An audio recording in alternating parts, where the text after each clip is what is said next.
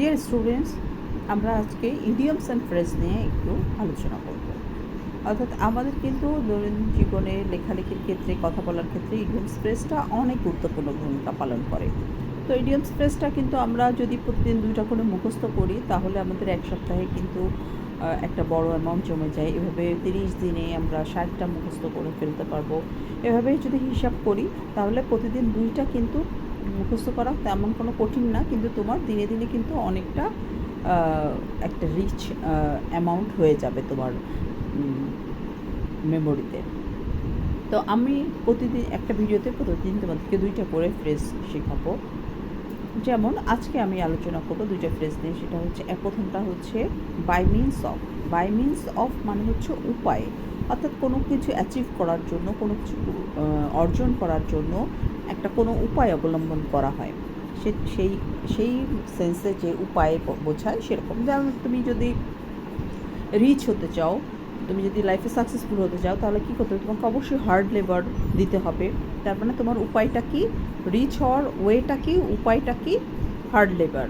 তারপরে তুমি যদি পড়াশোনায় ভালো করতে চাও, তোমাকে কিন্তু হার্ড স্টাডি করতে হবে, প্রচুর স্টাডি করতে হবে। তার মানে তোমাকে পড়ালেখায় খুব ভালো রেজাল্টের জন্য তোমার ওয়েটা কি, অর্জন করার ওয়েটা হচ্ছে তোমার লেখাপড়া, হার্ড স্টাডি। তো এটাই হচ্ছে বাই মিনস অফ মানে উপায়। তো এটার এক্সাম্পল হিসেবে আমরা এভাবে লিখতে পারি, they became rich by means of hard labour. তার মানে তারা যে রিচ হয়েছিল, ধনী হয়েছিল, কি উপায়ে, কোন উপায় অবলম্বন করে? হার্ড লেবারের যে উপায়, ওয়েটা, সেটা অবলম্বন করে। আরেকটা ফ্রেজ আমরা আলোচনা করবো, সেটা হচ্ছে বাই রুট। বাই রুট মানে হচ্ছে না বুঝে মুখস্থ করা। আমরা এটা খুব সহজেই বুঝতে পারি যে অনেক স্টুডেন্ট আছে কোনো বিষয় না বুঝে মুখস্থ করে ফেলে। তো এই স্টুডেন্টের এক্সাম্পল দিয়েই আমরা বলতে পারি, many students learn their lessons by rote. মানে অনেক স্টুডেন্ট আছে যারা পড়ালেখা করে মুখস্থ করে ফেলে কিছু না বুঝে মুখস্থ করাটাই হচ্ছে বাই রুট। তো তোমরা যেটা করবে, এই ফ্রেজগুলো ব্যবহার করে একটু ডিফারেন্ট 1-2টা সেন্টেন্স বানানোর চেষ্টা করবে, তাহলে দেখবে সহজে এটা মেমোরাইজ করা হয়ে যাচ্ছে।